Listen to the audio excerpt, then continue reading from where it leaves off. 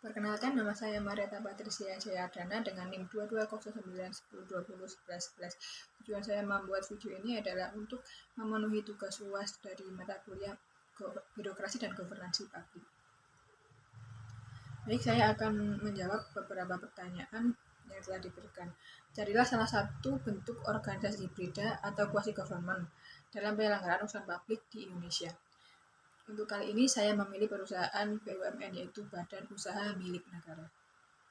Soal yang pertama, jelaskan gambaran dan karakteristik organisasi tersebut sehingga dapat disebut sebagai quasi-government.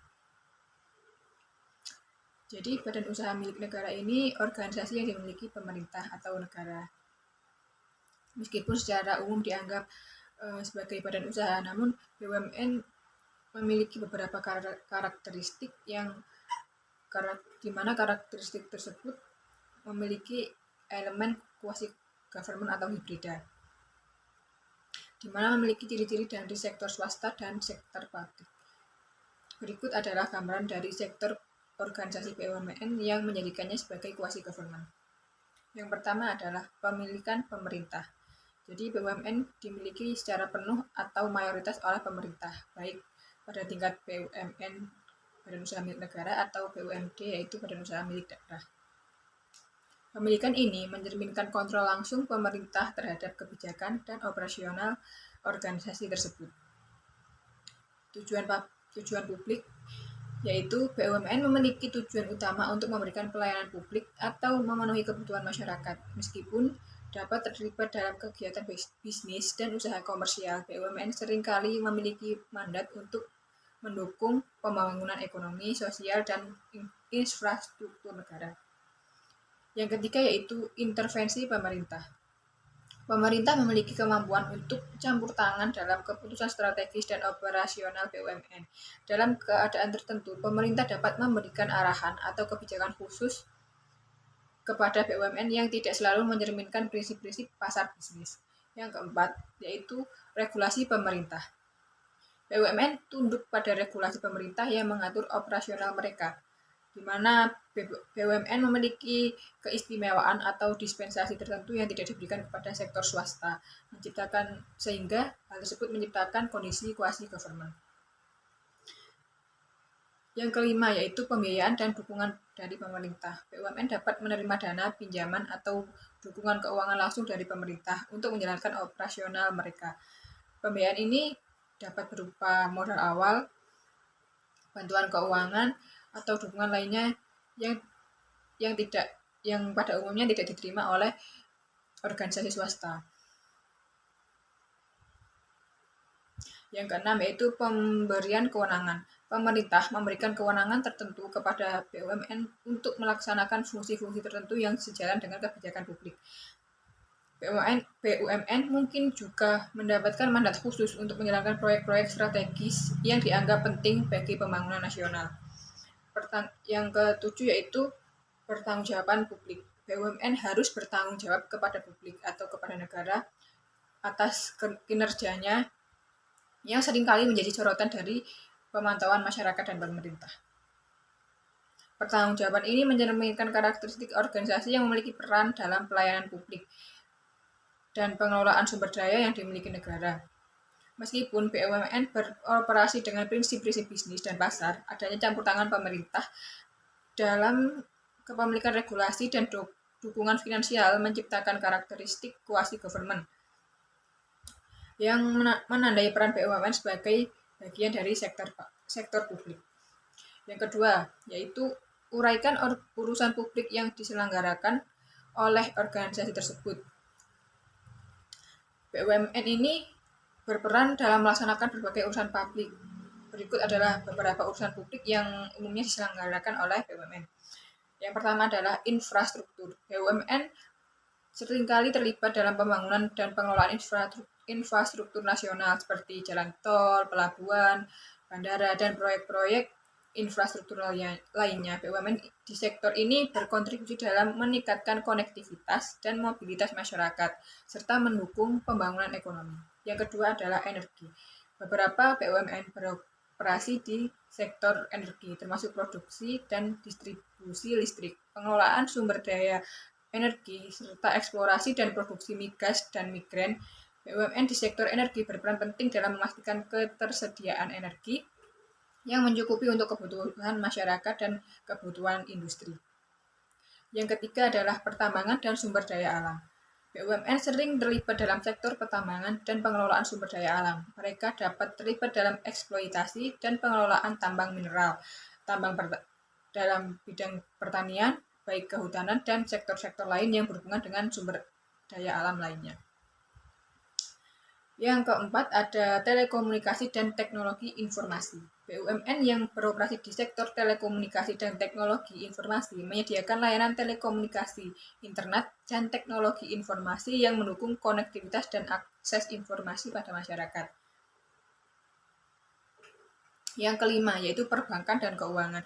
BUMN berperan dalam sektor perbankan dan keuangan yang menyediakan layanan perbankan, asuransi, dan keuangan untuk mendukung perekonomian nasional dan memperluas akses keuangan bagi masyarakat. Yang keenam yaitu pendidikan dan riset. BUMN di bidang pendidikan dan riset memiliki peran dalam mendukung pembangunan sumber daya manusia dan pengembangan riset ilmiah. Mereka dapat mengelola perguruan tinggi, lembaga penelitian, dan program pendidikan lainnya. Yang ketujuh yaitu kesehatan. BUMN juga beroperasi di sektor kesehatan dengan mengelola rumah sakit, pusat kesehatan, atau terlibat dalam produksi dan distribusi obat-obatan. Yang kedelapan yaitu transportasi. BUMN di sektor transportasi seperti maskapai penerbangan, perusahaan kereta api Indonesia berperan dan hal tersebut membuat BUMN berperan dalam menyediakan layanan transportasi yang aman dan efisien untuk masyarakat. Yang kesembilan yaitu industri manufaktur. Beberapa BUMN terlibat dalam sektor manufaktur memproduksi barang-barang tertentu yang penting bagi perekonomian nasional. Dan yang terakhir adalah pengelolaan air dan lingkungan. BUMN juga dapat terlibat dalam pengelolaan sumber daya air, lingkungan, dan pengelolaan limbah untuk mendukung pembangunan berkelanjutan. Keberadaan BUMN dalam berbagai sektor tersebut mencerminkan peran mereka dalam menyelenggarakan urusan publik, sehingga memberikan layanan penting dan mendukung pembangunan nasional. Namun penting untuk dicatat bahwa BUMN ini menyelenggarakan urusan publik juga tergantung pada pengelolaan yang baik dan transparansi dan akuntabilitas dalam menjalankan segala operasionalnya. Soal ketiga yaitu jelaskan permasalahan yang muncul jika organisasi hibrida tersebut tidak dibentuk. Jika organisasi BUMN tidak dibentuk atau tidak ada, beberapa permasalahan yang mungkin muncul adalah yang pertama, ketidakstabilan pembangunan ekonomi. BUMN seringkali menjadi instrumen utama dalam mendukung pembangunan ekonomi suatu negara. Jika tidak ada BUMN, mungkin sulit untuk mengelola dan mengkoordinasi proyek-proyek infrastruktur seperti jalan tol, pelabuhan, bandara yang berkontribusi pada sektor ekonomi. Yang kedua ada ketidaksetaraan akses layanan.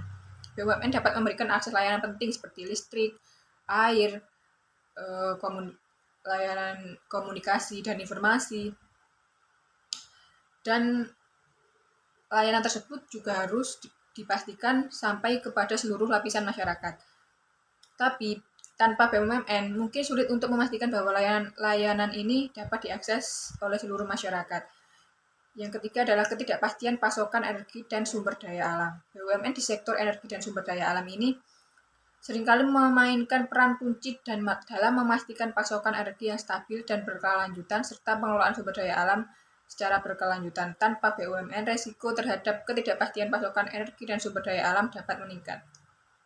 Yang keempat yaitu kurangnya akses keuangan dan perbankan. BUMN di sektor perbankan dan keuangan dapat memainkan peran penting dalam memberikan akses keuangan kepada masyarakat, terutama di daerah yang sulit dijangkau oleh sektor swasta. Tanpa BUMN, akses keuangan mungkin menjadi terbatas. Untuk yang kelima yaitu kurangnya fasilitas pendidikan dan riset. BUMN di sektor pendidikan dan riset dapat memainkan peran dalam pengelolaan perguruan tinggi, lembaga riset, dan program-program pendidikan. Tanpa BUMN, mungkin sulit untuk memastikan ketersediaan fasilitas pendidikan dan riset tersebut. Bahkan mungkin bisa dibilang tanpa adanya BUMN, fasilitas yang disediakan kurang memadai. Yang keenam yaitu ketidakpastian dalam pengelolaan lingkungan dan air. BUMN terlibat dalam pengelolaan air, lingkungan, dan pengelolaan limbah. Tanpa kehadiran BUMN dapat muncul ketidakpastian dalam pengelolaan sumber daya alam dan pelindungan lingkungan. Yang ketujuh yaitu ketidakpastian dalam penyediaan layanan kesehatan. BUMN di sektor kesehatan dapat memainkan peran dalam penyediaan layanan kesehatan dan pengelolaan fasilitas kesehatan. Tanpa BUMN mungkin sulit untuk memastikan bahwa ketersediaan fasilitas kesehatan itu dapat memadai. Yang selanjutnya yaitu ketidakpastian pasokan dan harga produk manufaktur. BUMN di sektor manufaktur dapat memainkan peran dalam memastikan pasokan dan harga yang stabil untuk berbagai produk manufaktur. Tanpa BUMN, risiko fluktuasi pasokan dan harga dapat meningkat. Yang terakhir yaitu tingginya risiko monopoli dan oligopoli. Tanpa BUMN, sektor swasta mungkin mendominasi sektor pasar. Jadi untuk mengatasi hal tersebut, BUMN sangat berperan penting dalam membantu perekonomian di pasar. Jika oligopoli dan monopoli tersebut terjadi, konsumen akan dirugikan dan tidak muncul persaingan sehat. Jadi pentingnya BUMN dapat bervariasi tersebut tergantung pada konteks dan kebijakan ekonomi suatu negara. Namun pada umumnya BUMN seringkali memiliki peran krusial dalam mendukung pembangunan ekonomi, pelayanan publik, dan kesejahteraan masyarakat. Terima kasih.